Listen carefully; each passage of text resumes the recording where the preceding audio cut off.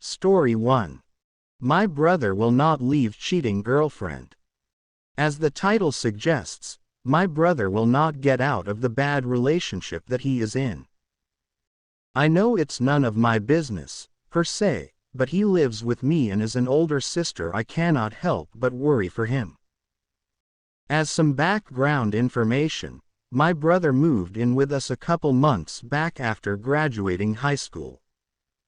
He goes to college and just pays us a small rent fee since it would be cheaper than living in a dorm or renting an apartment. We also live about an hour and a half away from family, so he lived too far for the college to approve commuting.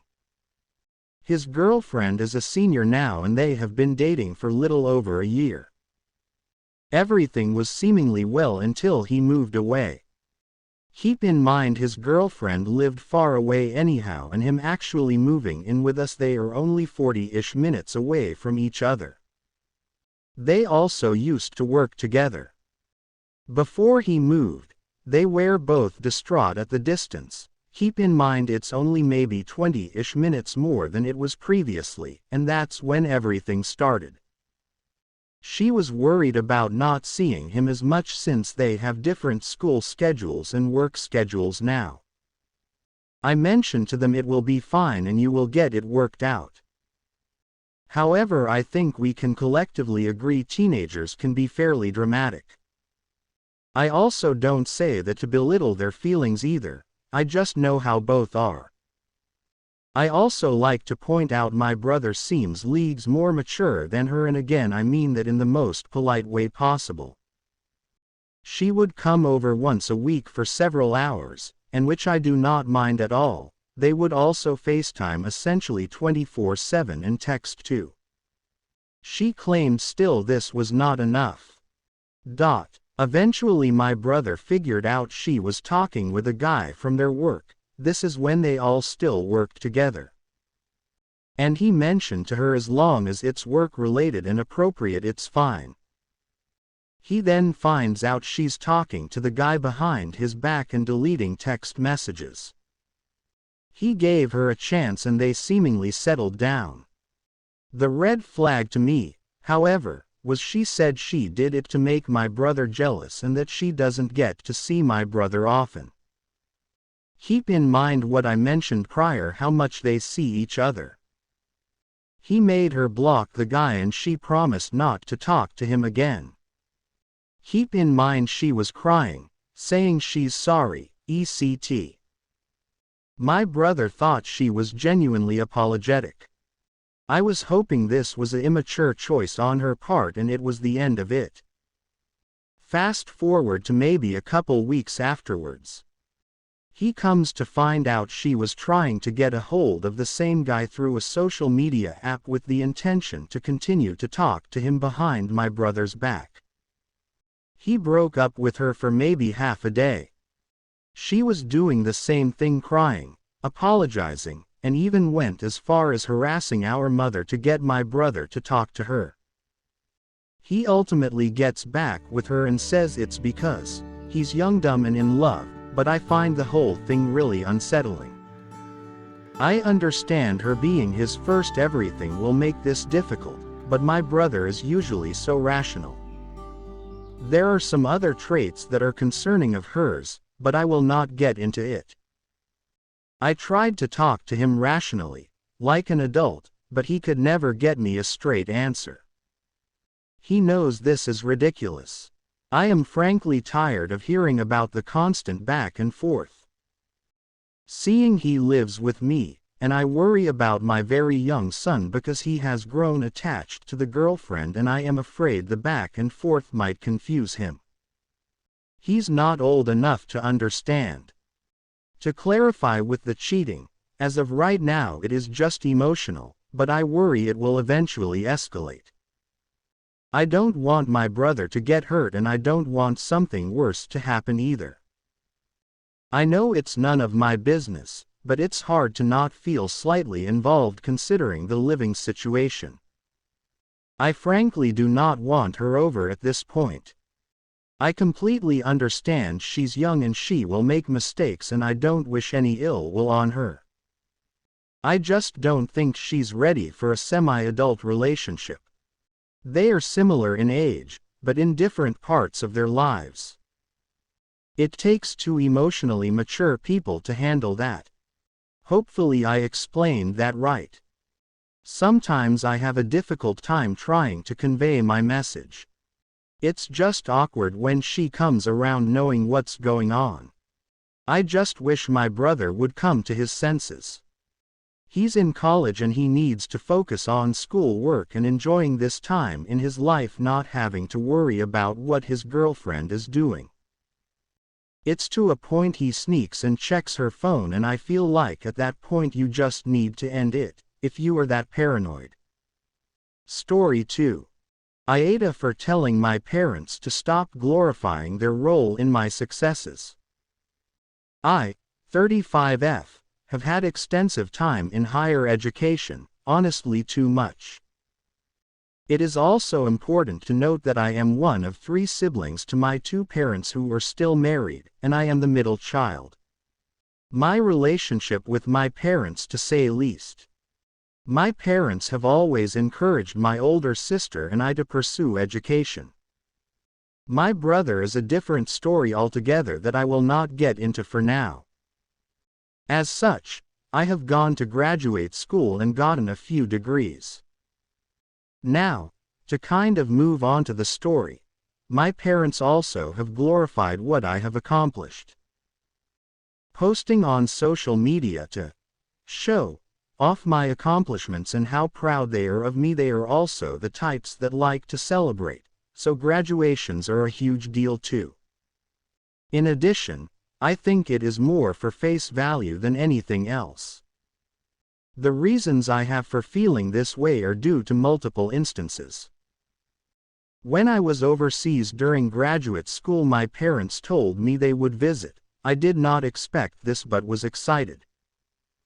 They ended up changing their minds while I was there because my mom was going to do something else instead, which ended up canceling on her ironically a few weeks later, but they never redid the plans to visit me.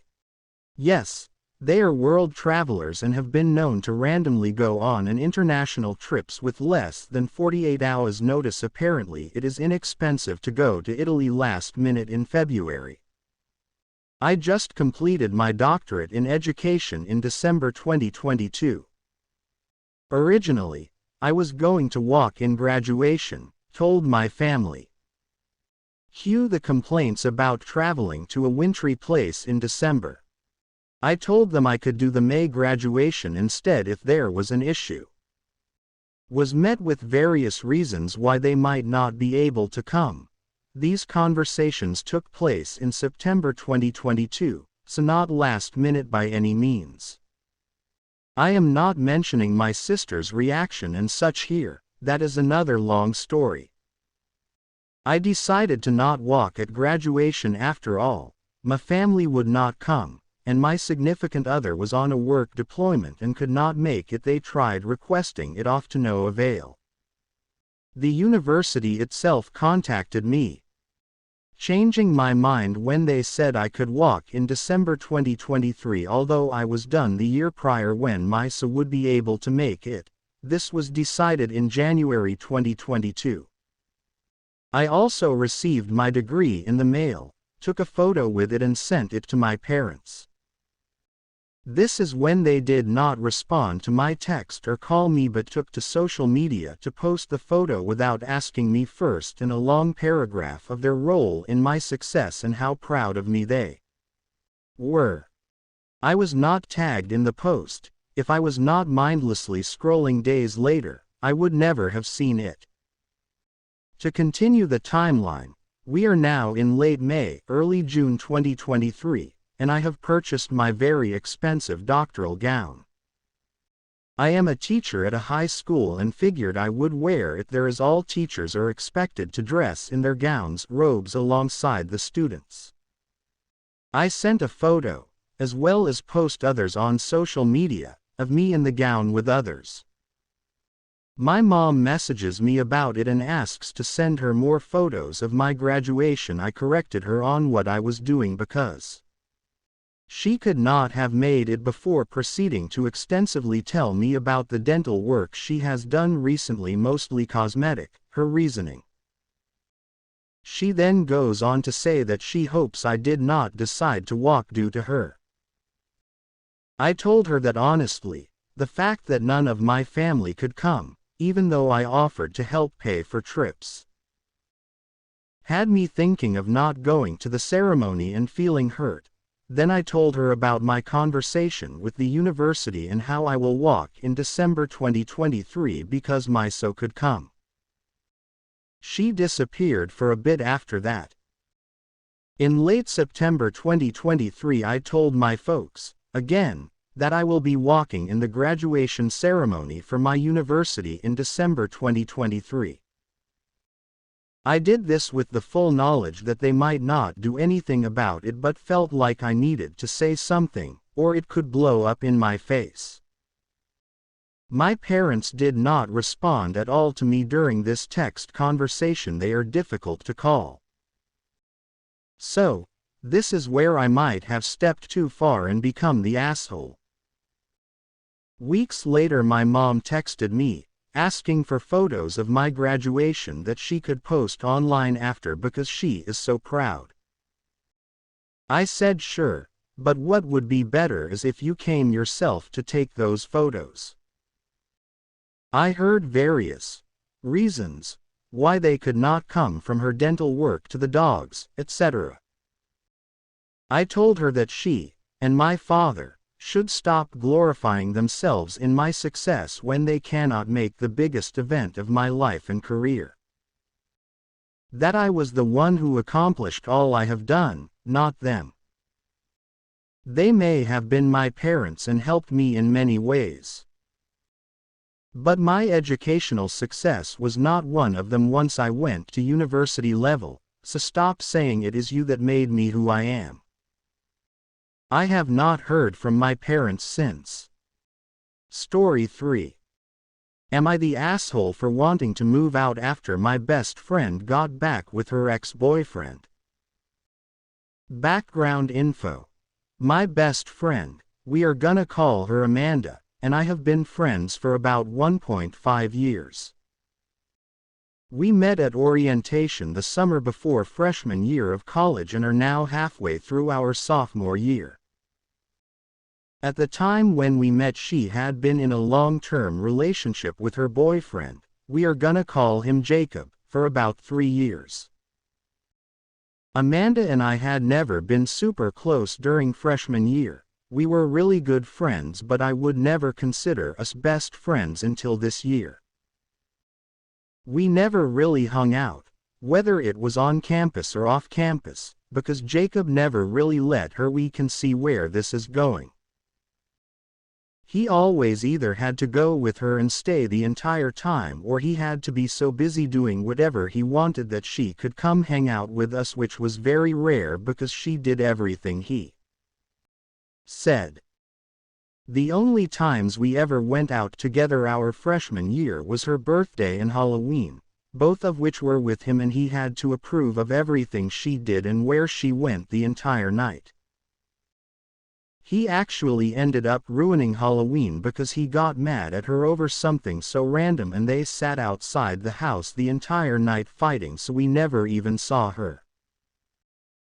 He was the most manipulative person I have ever met. She wasn't allowed to wear shorts, have social media, go out on her own, even speak to a male in any capacity. She wasn't even allowed to meet my boyfriend at the time of 4.5 years, and so much more that I don't even know. This went on all the way until April of our freshman year, when I had finally sat her down after all the fights, the short breakup, the manipulation and everything, that she finally started noticing, and I got her to break up with him. We packed his stuff and dropped it off at a friend's place. That night, after he saw her text saying she was breaking up with him, he showed up at her room and broke his hand trying to beat down her door. So much more happened that night that I can't explain. I unfortunately wasn't in the room and was walking up the stairs when my roommate called me and told me to not come up there and to run, so I did. I ran and hid in the parking lot praying he wouldn't find me because he knew it was me that got her to break up with him. After that and a couple random messages after they broke up, I thought that would be the end of seeing him. Apparently not. Fast forward to today, 8 months since the breakup, she moved out of her single room and we became roommates. We live in an on-campus dorm with a shared bathroom and living room but separate bedrooms. She has been through a really severe hookup stage, and 2 failed talking stages. One of which ended up being a guy who was fucking his stepsister. We'll gladly make a story time about that one day. But I got her into the gym, she got into nursing school and has been living well surrounded by her friends who love her, or so we thought. We ended up having a fight on Halloween weekend and were kinda on the rocks, so I went to stay at my current boyfriend's house. We have been together for 6 months. I broke up with my old boyfriend November of last year. Amanda told me that she was having dinner with her cousin who was nearby that night, but I was at my boyfriend's, so I didn't think anything of it. Until the next day, Halloween, when she texted me saying she wasn't sure if she was going out with us anymore, even though we had been planning our group costume for weeks. Because her cousin told her a bunch of fucked up stuff that really messed with her head and she isn't in the right place to go out.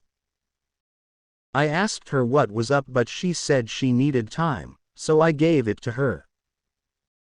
I didn't come back until 4 p.m. that day, and when I did, she immediately left saying she needed space and she would talk to me when she got back.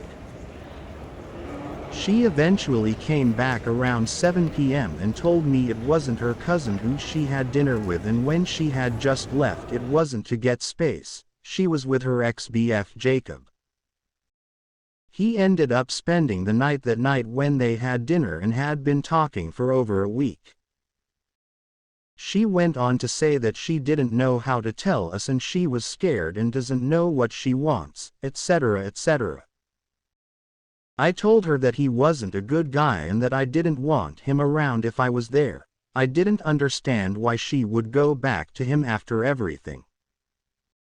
She told me she had been talking to him since last Monday, even though she had me draw her a board that said "Red Flag Board," and we wrote all the fucked up shit he said to her on it, and she bashed him the entire night, literally 2 days before this.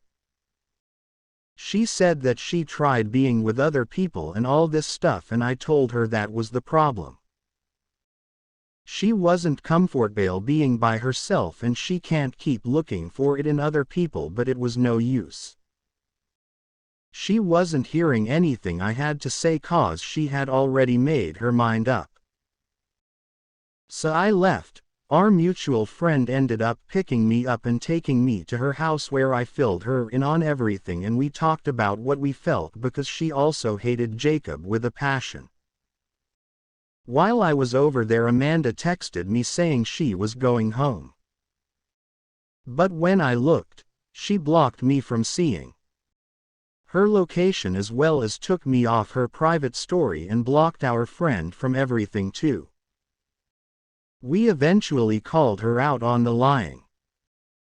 Told her she needed to take responsibility for her decisions and to stop lying to her friends, so she told us she was with Jacob, and that's the last either of us ever spoke.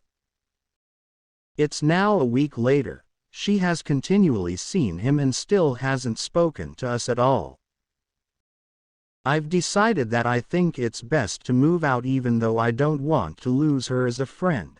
I just don't think I can trust her anymore, nor do I want to be around Jacob ever.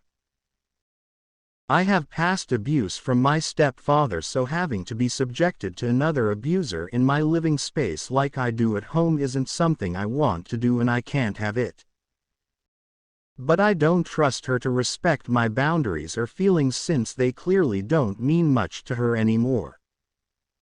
I just don't want to lose her as a friend. Her without Jacob is the best version of herself, but the second she gets around him she is cutting off her friends and everyone around her, so I don't know what to do. I feel like the asshole for wanting to ditch her and like I'm abandoning my friend when she clearly needs help, but it's degrading and harms my safety to be around her and constantly trying to help her when she does the exact opposite. So am I the asshole for wanting to move out after my best friend got back together with her boyfriend? Story 4. Is it wrong of me to want no contact with my mom because she, I think, abused my dad? I grew up in an average middle-class family that looked quite ideal from the outside. Decent jobs, one kid me, now 20F, nice house. However, my relationship with my parents, and their relationship with each other, were never great. I believe my mom is a narcissist with severe anger issues. My mom treated me questionably at times during my childhood, but most of my issue is with how my mom treated my dad. My parents have been in a turbulent, dysfunctional relationship since I can remember. While upholding the appearance of a happy family, my dad is kicked out of the house every couple months and stays out for up to a couple weeks at least. They fight constantly. My mom is a very outgoing, bold woman and my dad is a very meek man with no backbone. For all my life, my mom has therefore been able to step all over my dad during arguments and explode violently at him without him retaliating in any way. Here are some things that have happened. My mom would kick my dad out of the house after an argument and only allow him to bring with him what he purchased. Given that my dad bought almost none of his own clothes or personal items, my mom bought it all. He'd leave wearing shorts and flip-flops in the middle of winter, carrying all his belongings in an old gym bag. This would happen one every couple months. After me dad was kicked out, my mom would threaten, "There will be blood," to him on the phone if he tries to return. They both have their name on the house. He'd apologize eventually and be back home within a month.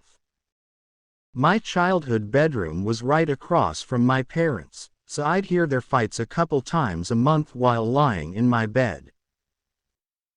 Often, I didn't know what was happening since I couldn't see it, but there would be a lot of thwacking noises and my mom would starting screaming at my dad and my dad would be groaning. It would never be enough for a black eye or anything.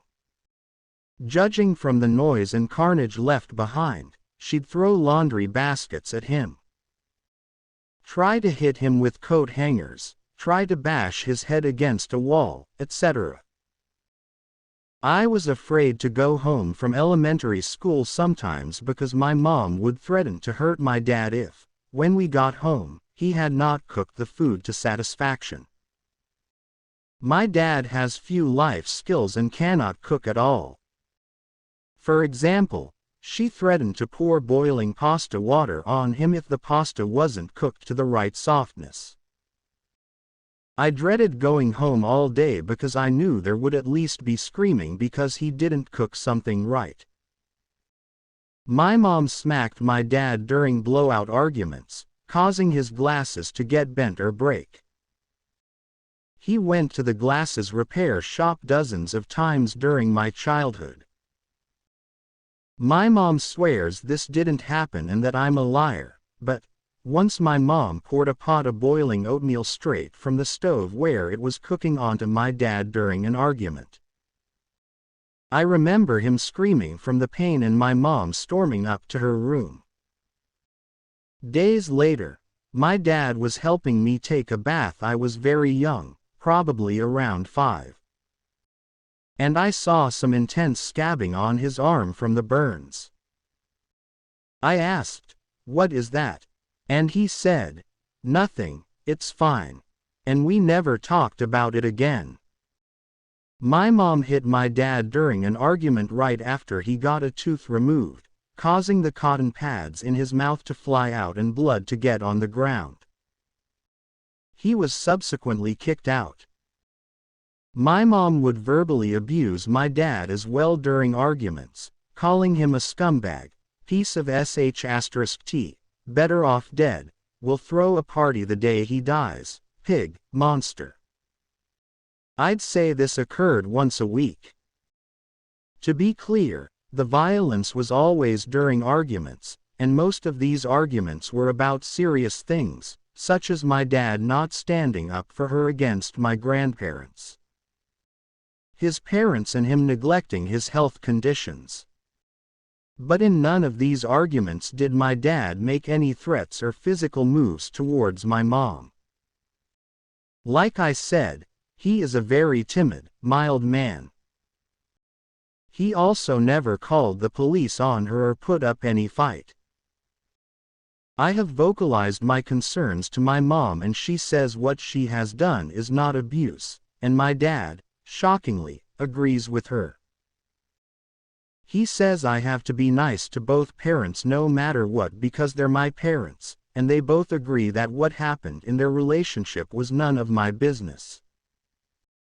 Despite that fact that it all played out feet away from me. I can't shake the concern though. I hate my mom for what she has done to my dad, and what she has psychologically done to me when I saw those things occur. It feels horrible to say that about my own mother, but I honestly feel nothing for her anymore. Is this violence alone enough to warrant NC? Even if I'm wrong about my mom being a narcissist, is her behavior abuse? Is it enough to warrant not talking to her or him, since he is much more loyal to my mom than to me again? I feel really guilty because my parents have supported me financially a lot through high school and college, so going NC feels wrong and selfish.